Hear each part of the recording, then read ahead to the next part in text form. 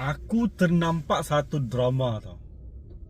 Drama lakonan Azira Shafinas and Dayan Trisha, bertajuk Di Sebalik Jubah, Skamer guna cara menunggang, buat yayasan menubuhkan something lah, bantuan something lah, and then dia akan scam duit bantuan tu, duit derma tu, duit macam mana tu, nak buat ni lah, buat tu lah kan.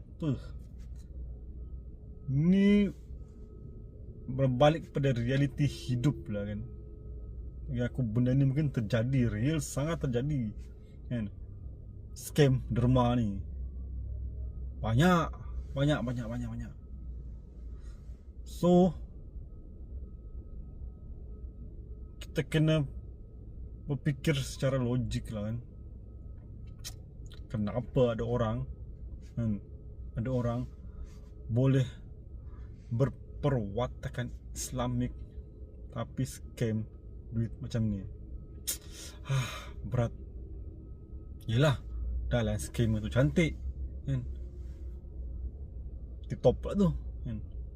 Mau tak laki-laki tu tergoda semuanya nak bagi derma kan. Tahulah lelaki nak macam mana. Tapi in the end kan,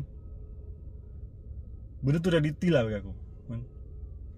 Tapi lah, salah penderma tu. Bagi aku penderma dia, niat dia nak derma. What happens to the money, where is God kan, kemana pergi duit tu tak tahu. So iktibar.